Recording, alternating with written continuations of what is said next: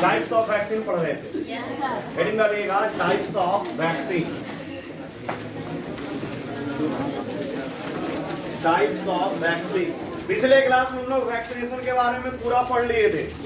Vaccine क्या होता है, वैक्सीन का सिद्धांत क्या था, प्रिंसिपल ऑफ वैक्सीनेशन पढ़ाए थे ना, और उसके बाद बताया था history of vaccine, Edward Jenner, Louis Pasteur और वॉन वेरिंग। आज हम बात करेंगे टाइप्स ऑफ वैक्सीन का।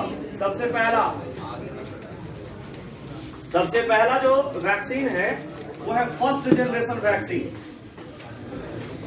First generation vaccine. First generation vaccine में क्या होता है कि किसी भी व्यक्ति में अगर हम वैक्सीन इंट्रोड्यूस करवा रहे हैं तो वो वैक्सीन क्या होगा कि पैथोजेन को हम क्या कर देंगे, इनएक्टिव कर देंगे। समझे, एक्टिव पैथोजेन नहीं डालेंगे, इनएक्टिव। ध्यान से समझो, अगर हम फर्स्ट जनरेशन का वैक्सीन का बात कर रहे हैं तो किसी भी व्यक्ति में डायरेक्ट पैथोजेन को ही डाल देना है। रोग कारक जो है, रोगाणु, उसी को डायरेक्ट किसमें डाल दो, किसी भी व्यक्ति में डायरेक्ट। लेकिन उस रोगाणु को क्या कर दो, इनएक्टिव कर दो, निष्क्रिय कर दो, सक्रिय नहीं होना चाहिए। क्लियर है? यानी कि आप डायरेक्ट हमारे बॉडी में क्या डाल दिए, पैथोजेन, रोग कारक या रोगाणु। क्लियर है? हाँ या ना? जैसे मान लो कोई बैक्टीरिया वायरस है, जब जीवित है कंप्लीटली तो क्या होगा, दूसरे को नुकसान करेगा, इन्फेक्ट करेगा, हम मार के उसका कमर तोड़ देंगे। अब बताओ, है तो जीवित लेकिन वो कुछ कर नहीं सकता है। समझे? That is the inactive. Inactive का मतलब क्या हुआ, उसको ऐसा कर दो कि वो जो काम जीवित में कर रहा था वो काम अब नहीं कर पाएगा। समझ में आया? तो that is the inactive pathogen. हम किसी भी व्यक्ति के बॉडी में डाल देंगे, वो कौन सा वैक्सीन है, फर्स्ट जनरेशन वैक्सीन। अब फर्स्ट जनरेशन वैक्सीन का अगर बात करते हैं तो बहुत सारा डिफरेंट प्रकार का वैक्सीन इसमें तैयार किया गया है। जैसे सबसे पहला लाइव एटेन्यूएटेड, यानी कि है तो जीवित लेकिन वो कमजोर हो गया है, जो रोग कारक है वो कमजोर हो गया है। एटेन्यूएटेड का मतलब है दुर्लभ, दुर्लभ मतलब कमजोर। समझे? वो पूर्ण रूप से जीवित है लेकिन वो कमजोर है, स्ट्रॉन्ग पूर्ण रूप से स्ट्रॉन्ग नहीं है। That is the live attenuated. Clear? जीवित दुर्लभ, बोलो जीवित दुर्लभ, है तो जिंदा लेकिन है कमजोर। वो काम नहीं कर पाएगा जो ये रियल में जो एक्टिव था उस टाइम कर सकता था, वो नहीं कर पाएगा। हाँ जी, तो हुआ क्या इसमें, लाइव एटेन्यूएटेड में कौन कौन सा वैक्सीन बनाया जाता है? तो इसमें सबसे पहला है बेटा ओपीवी, नाम सुने हो, oral polio vaccine. Oral polio vaccine लिख दें, ओरल पोलियो वैक्सीन। दूसरा बीसीजी, अच्छा पूरा लिख देते हैं, हम बाद में लिखवा देंगे। हाँ जी, ओपीवी, उसके बाद बीसीजी। आपने नाम सुना है बीसीजी? बीसीजी टीबी में दिया जाता है, टीबी नाम सुने हो? हाँ जी, बैसिली क्लेमेंटी ग्यूरी, समझे इसका फुल फॉर्म है ओपीवी, बीसीजी। और ध्यान से सुनना, स्मॉल पॉक्स का नाम पिछले क्लास में शायद सुना है, स्मॉल पॉक्स, स्मॉल पॉक्स नाम तो सुना होगा। और एक और बीमारी इसका नाम है इन्फ्लुएंजा। क्या बेटा? इन्फ्लुएंजा। ये सारा का वैक्सीन जो तैयार किया जाता है वो फर्स्ट जनरेशन वैक्सीन होता है। और लाइव एटेन्यूएटेड यानी कि जीवित तो होता है लेकिन ये दुर्लभ होता है, कमजोर होता है, ज्यादा स्ट्रॉन्ग। याद कैसे रखोगे? याद बोलो, आई मतलब मैं, बॉस, आई मतलब बोलो इन्फ्लुएंजा, आई मतलब, बी मतलब, और ओ मतलब, लास्ट कौन बचा? एस मतलब, याद रहेगा, आई बॉस। क्लियर? तो ये फर्स्ट जनरेशन का पहला नंबर था। अब बात करते हैं दूसरा नंबर। ये जो है पैथोजन को क्या कर दिया गया, किल कर दिया गया, मार दिया गया। अब जीवित, अब मर गया वो पैथोजन, अब वो जीवित नहीं है। क्लियर? इसमें जो वैक्सीन बनाया जाएगा किल्ड में वो होगा टाइफाइड। नाम सुने हो? टाइफाइड का नाम सुने होंगे, आया ना? अच्छा एक बात बताओ, रेबीज का नाम सुने हो? सुने होगे? डिप्थेरिया, तो डिप्थेरिया का नाम सुने हो? डिप्थेरिया में ही इसका एग्जाम्पल नहीं है। टाइफाइड सुने होगे, रेबीज सुने होगे, नाम सुना कोलेरा? तो टाइफाइड है, रेबीज है और कोलेरा, ये किसके अंतर्गत आता है? बोलो पक्का? अब आइए इधर तीसरा नंबर, टॉक्सोवाइड। टॉक्सोवाइड इसमें बनता है डिप्थेरिया का, डिप्थेरिया और टेटनस। टेटनस, डिप्थेरिया और टेटनस। और चौथा नंबर जो है वो है कॉम्बिनेशन। कॉम्बिनेशन यानी कि एक ही साथ एक से ज्यादा वैक्सीन दे देना, जैसे MMR और DBT। तो यहाँ 3 चीज का वैक्सीन है एक ही साथ, और यहाँ भी 3 चीज का वैक्सीन एक ही साथ। बोलना मम्स, नाम सुने हो? क्लास 11 पैरोटिड ग्लैंड फूल जाता था वायरल इन्फेक्शन के कारण, इस बीमारी का था नाम था मम्स। याद आया? बोलो mumps, measles, rubella. Mumps, measles, rubella. बोलो डिप्थेरिया, परट्यूसिस, और ये है टेटनस। फिर से बोलिए डिप्थेरिया, परट्यूसिस, टेटनस। तो ये है कॉम्बिनेशन वैक्सीन, एक साथ एक से ज्यादा वैक्सीन दे दिया जाता है। तो फर्स्ट जनरेशन में कितना प्रकार का? 4 प्रकार का वैक्सीन है। क्लियर? अब आते हैं दूसरा, second generation vaccine. Second generation vaccine, देखो इसको समझना पड़ेगा थोड़ा, समझे? ये इंपॉर्टेंट है, बहुत अच्छा से समझना। आपको जब बायोटेक्नोलॉजी पढ़ाया जाएगा चैप्टर, तो उसमें एक टॉपिक पढ़ाया जाएगा जिसका नाम है, बोलो रिकॉम्बिनेंट। बोलिए रिकॉम्बिनेंट डीएनए टेक्नोलॉजी। ये एक प्रकार का बहुत इंपॉर्टेंट टेक्नोलॉजी है, रिकॉम्बिनेंट डीएनए टेक्नोलॉजी। बोलना पूर्णयोजी डीएनए तकनीक। एक्चुअली ये तकनीक के सहायता से हम लोग सेकेंड जनरेशन वैक्सीन का निर्माण करते हैं। कैसे करते हैं थोड़ा समझिए। एक्चुअली होता क्या है सेकेंड जनरेशन वैक्सीन में, ध्यान से सुनना, हम लोग बात करते हैं पैथोजेन का, हाँ या ना? और बात करते हैं एंटीजेन का, हाँ या ना? कोई बता सकता है कि पैथोजेन और एंटीजेन में अंतर क्या है? बोलो पैथोजेन और एंटीजेन में अंतर क्या है? कोई बता सकता है?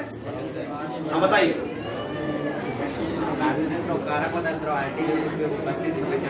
बैठ जाइए।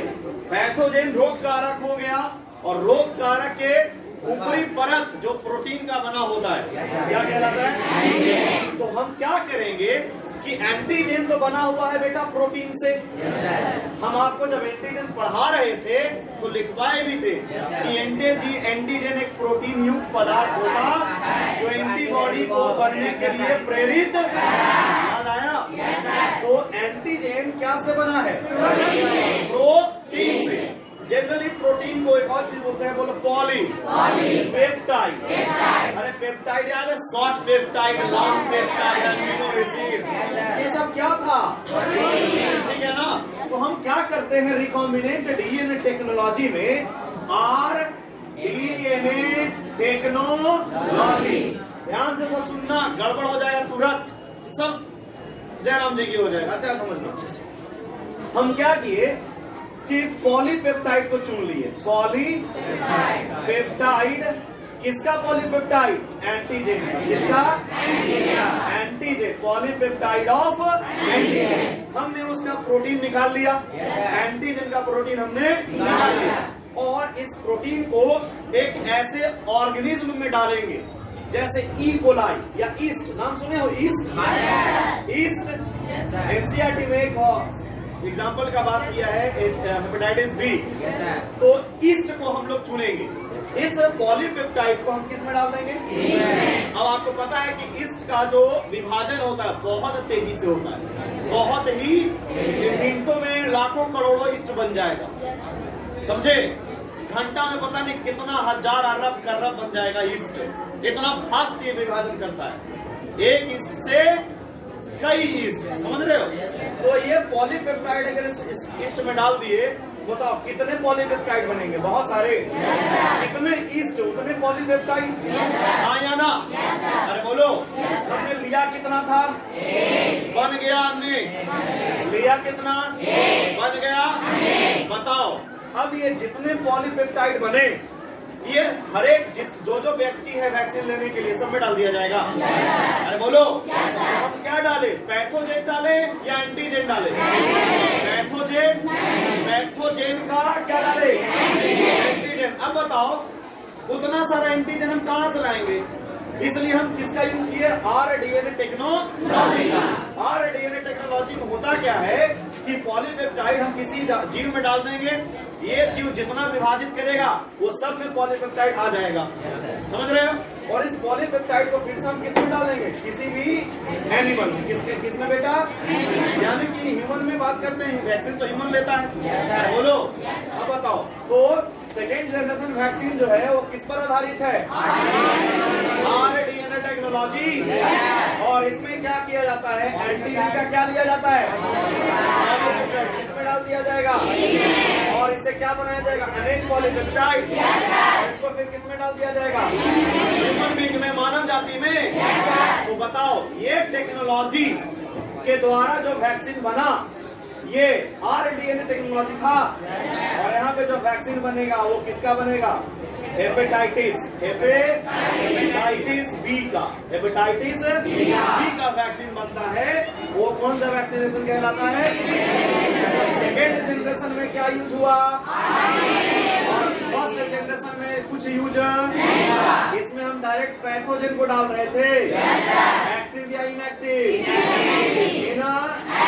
इसमें भी डाल रहे वही चीज, लेकिन पैथोजेन का एंटीजेन डाल रहे हैं। समझ में आया? तो ये दूसरा नंबर का वैक्सीन था। कौन सा वैक्सीन? Second generation vaccine. अब कौन बचा? तीसरा, थर्ड जनरेशन